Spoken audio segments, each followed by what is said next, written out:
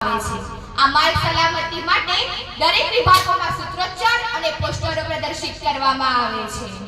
સૌપ્રથમ વર્ષ 2021માં આ માર્ગ સલામતી સપ્તાહની શરૂઆત કરવામાં આવી હતી, પણ આ સપ્તાહ એક અઠવાડિયાને બદલે એક મહિનો ચલાવવામાં આવી હતી। આ માર્ગ સલામતી આપણા જીવનમાં ખૂબ જ મહત્વ છે, કારણ કે તેના દ્વારા માર્ગ અકસ્માતને રોકી શકાય છે। કોઈ વ્યક્તિ અથવા કોઈ રાહદારીઓને રસ્તા પર બેધ્યાન થઈ રોડ ક્રોસ કરતા જોવું દ્રશ્ય હવે એક સામાન્ય દ્રશ્ય થઈ ગયું છે।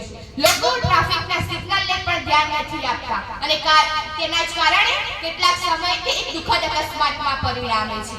પરંતુ આ માર્ગ સલામતી સુનિશ્ચિત કરે છે કે દરેક રાહદારીઓએ નિયમોના પાલન વિશે જાણવું અને સલામત રહેવા માટે તેનો હંમેશા અભ્યાસ કરવો જોઈએ।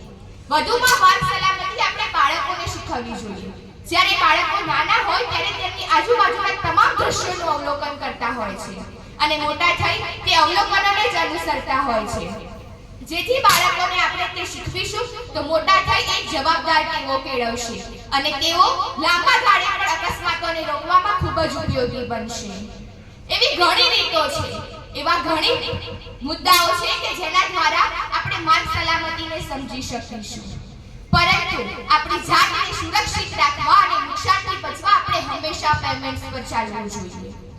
કોઈ વ્યક્તિએ રસ્તો ઓળખતી વખતે ક્યારે પણ દોડધામ ન કરવી જોઈએ, કારણ કે વાહન ક્યારે, ક્યાંથી, કયા સમય અને કઈ જગ્યાએ આવવાનું છે તેની કોઈ વ્યક્તિને ક્યારેય જાણ નથી હોતી।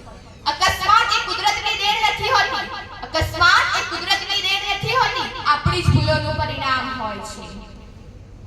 આપણે કોઈ પણ વ્યક્તિએ ટ્રાફિકના તમામ સિગ્નલોનું એક ધાર્મિક રીતે અનુસરણ કરવું જોઈએ। રસ્તા પર કોઈ ન હોય અને સિગ્નલ લાલ હોય છતાં રસ્તો ઓળંગવાનો પ્રયાસ ન કરવો જોઈએ। જ્યાં સુધી સિગ્નલ લીલું ન થાય ત્યાં સુધી એ વ્યક્તિ તે જગ્યાએથી ખસવું ન જોઈએ। જો કે આવી કોઈ જ ગેરંટી નથી અથવા એવી કોઈ જ વસ્તુ નથી કે આપણે આ માર્ગ અકસ્માતના જીવલેણ કિસ્સાઓને ટાળી શકીશું, પરંતુ જો આપણે સલામત રહી અને જાગૃત રહી અને સલામતીના તમામ નિયમોનું પાલન કરીશું તો કદાચ આ જોખમને ટાળી શકીશું। જીવનમાં એક વાત હંમેશા યાદ રાખજો કે જીવનમાં રીસેટ બટન નથી હોતું, જેથી પોતાના જીવન માટે ક્યારેય બેદરકાર ન રહેતા।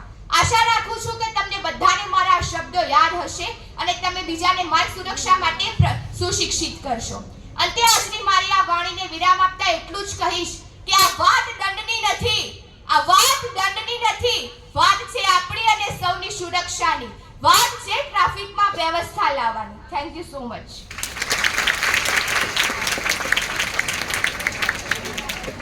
ખૂબ સરસ આહલાદક રજૂઆત।